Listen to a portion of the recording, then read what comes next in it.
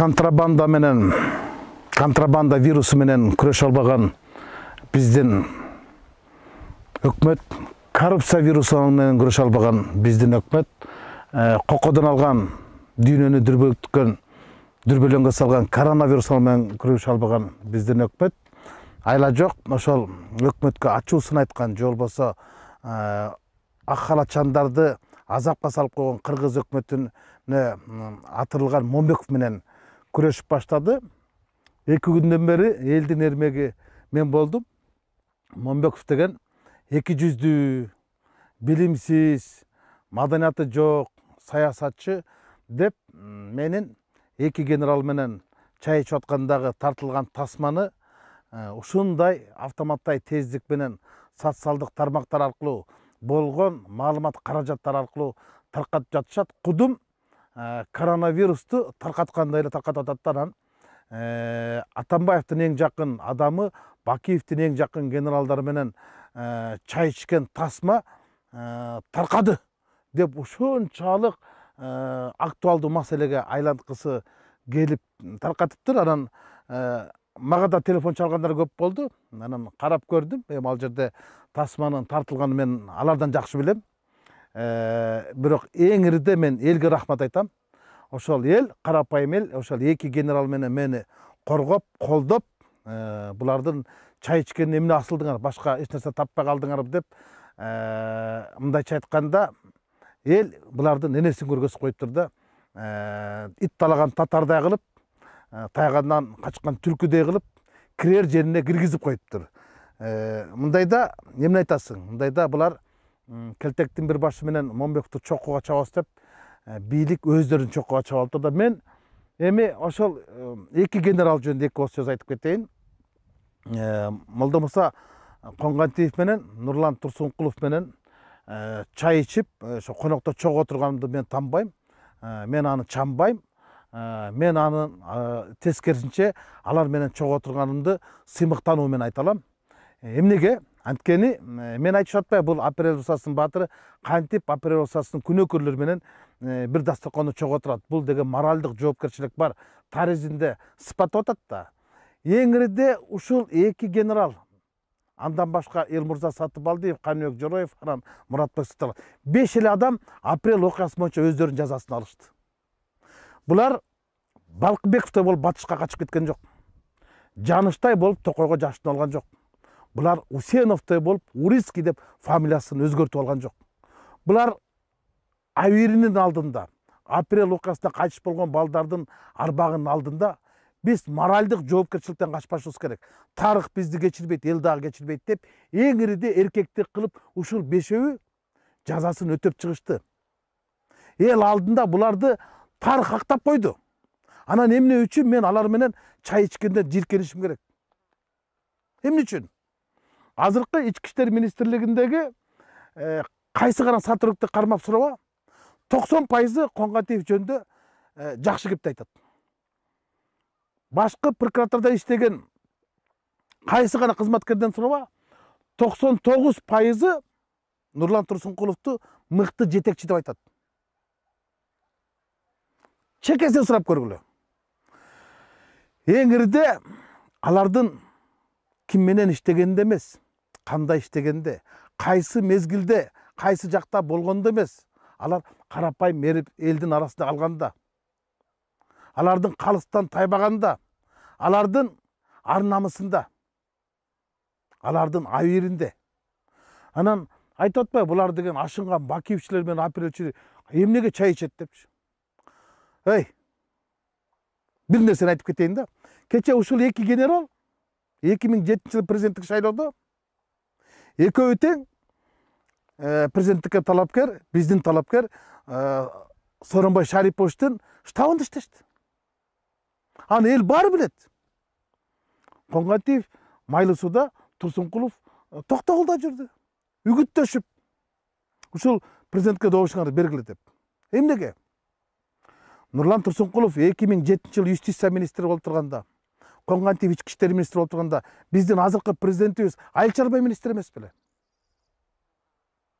Анда кандай болуп калат? Ким 200 болуп калат? Дегеле, үчүнчү, азыркы кыргыз өкмөтүндө Аида Исмаиловадан, жаңы барган вице-премьерден башка 99% Бакилевдин батальонунда иштегендер. Азыркы өкмөт башчы Абылгазиев Бакиев мезгилинде соцсандыктын аппаратында төраган орун басары отурганы калп болсо, мени апарып камап салышсын.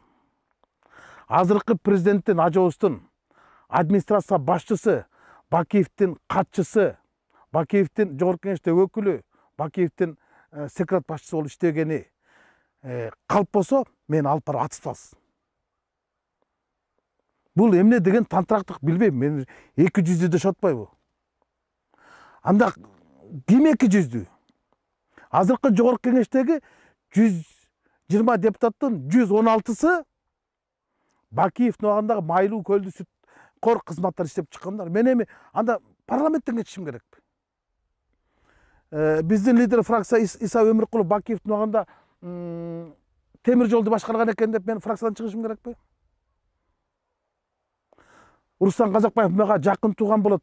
Ал ошо Бакиевдин убагында кашайып тышкы иштер министринин орун басары иштептир. Мен туугандыктан кетип калышым керекпи? Мындайда айтарга сөз да таппай калат экенсиң. Мен эмне кылышым керек? Же Бакиевдин Бишкек шаарындагы спикери бүгүн Бишкектин мэри. Мен эмне кылышым керек?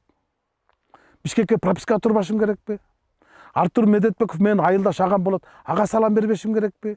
Сабыр Жумабеков Бакиевдин иштепсин деп мен ага көрүнбөшүм керекпи? Бийликтин азыркы күндө отурган 99% Бакиевдин убагында эле иштеген адамдар. Анан алардын баардыгы бир эле жүздүү болуп, жалгыз эле алар менен иштөөгө Момбеков 200 болуп калабы? Керек болсо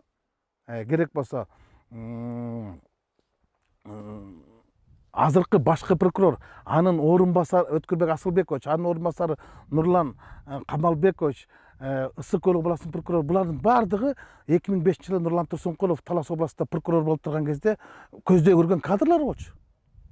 Ошол кезде каражаттын аздыгынан Өткүрбек Асылбекович төө бурчак жерди ижарага алып, арендага алып иштеткенин өзү айтып берген. Анда алардын баары 200 болуп калабы? Азыркы Коңгантиев, азыркы комендант Орозалиев дагы, азыркы Жунушалиев, азыркы Алмаз комендант Орозалиев, булар Коңгантиевдин орун басары болушканда. Анда алар да 200дүбү? Анда бийликтегилердин баардыгы 200 экен да. Бийликтин баардыгы 200 экен да. Мен бир нерсе айтам, мен ошол эки генерал менен отуруп чай ичкениме сыймыктанам. Алар анткени чыныгы жүзүн көргөстү. Ал эми билинбей бийликте жүргөн генералдар бар. Азыр дагы эч нерсени сезбестен моралды кой, жоопкерчиликти кой, тарыхты кой, азыр деле жүрүшпөйбү? Бийликтин ар кайсы бутактарында. Аларга караганда бул эки генерал элдин арасында жүрөт. Эч нерсе сурабай эле, эч нерсеге кызмат сурабай эле, сын такпай эле, өз абийирлери менен жүрүшпөйбү. Анан ошолор менен чай ичкен мен үчүн сыймыктуу дагы аларга менен чогуу жүргөн башка генералдар менен чай ичкен мен үчүн жийиркеничтүү. Мен ушуну айтып коеюн дедим. Анан бийликтин троллдор канчалык мени жаманат кылганга аракет кылбасын, майнап чыкпасын көрдү окшойт. Анткени эл баары бир чындык тарапта болорун ушул тасма аркылуу дагы бир жолу көргөзүп койду. Эми троллдор деген бул кыргызча корлор да. Акчага жалданган адам бул жашоодо алданган адамдан эч айырмасы жок да. Корлор, шорлор, алар жугунду кор дейсиңби, жугунду шор дейсиңби, айырмасы жок да. Бирок алар эриде башка нерсе кылып атпайбы? Маселен, азыркы алардын мени 200 дегени айланып келип эле азыркы бийлик бар деп атпайбы? Бийликтин баардыгы ошол менен иштешип атпайбы? Тургай бир нерсени дагы тактап кетейин. Молдомуса Коңгантиев президенттик шайлоодон кийин Алмаз Атамбаев чакырып өз колу менен белек бергени Сыргак Абдуллаев билбесе керек да. Анда ал менен өткөн 200 болуп калат экен Атамбаев анда. Анда Атамбаев 200 болсо, азыркы президент 200 болуп калат экен да. Анда алардын баардыгы 200 чын болуп турган болсо, мен 200 болгондон мен анда уялбайм. Мен анда сыймыктанам.